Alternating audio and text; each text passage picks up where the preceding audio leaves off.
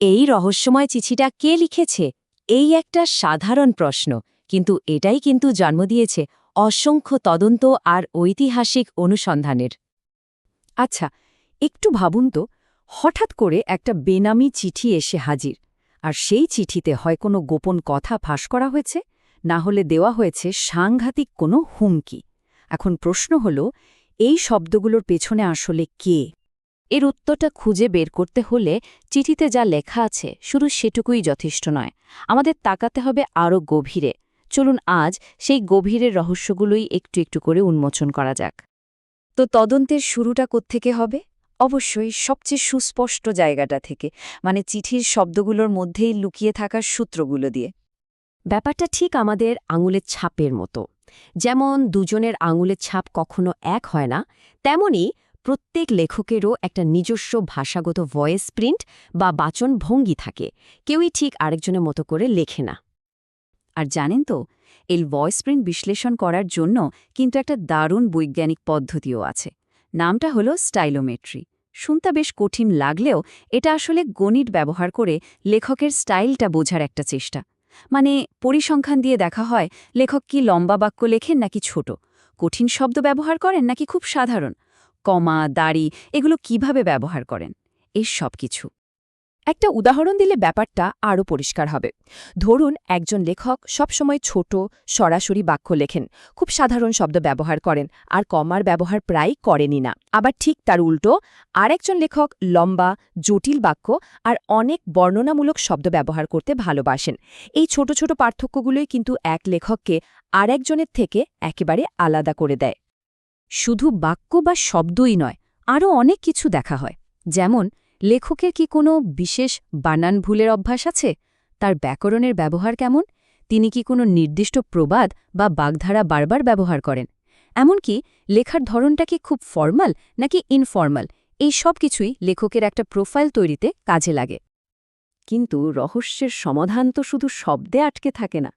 এবার আমরা দেখব কিভাবে চিঠিটা নিজেই একটা মস্ত বড় প্রমাণ হয়ে ওঠে।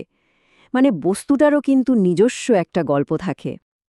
একটা কথা কিন্তু মনে রাখা খুব দরকার, শব্দগুলো গল্পের মাত্র অর্ধেকটা বলে, বাকি অর্ধেক রহস্য লুকিয়ে রাখে চিঠিটা নিজেই।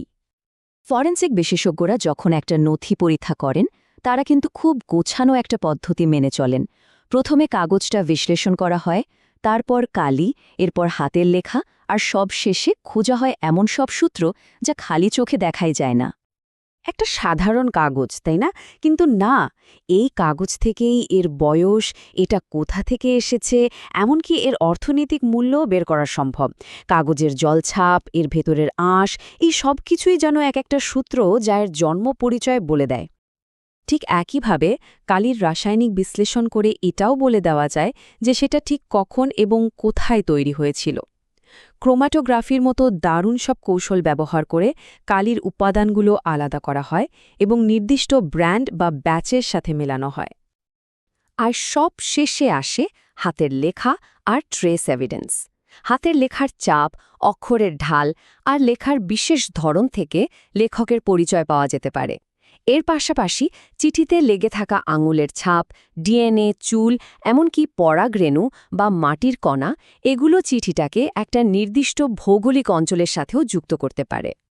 বেশ, তাহলে আমাদের হাতে এখন ধরনের সূত্র, ভাষাগত আর বস্তুগত। এবার তাহলে দেখা যাক এই সব টুকরো টুকরো প্রমাণকে এক জায়গায় এনে কিভাবে লেখকের আসল পরিচয়টা বের করা হয়। আসল কথাটা হলো, কোনো একটা সূত্র একা কিন্তু পুরো রহস্যের সমাধান করতে পারে না।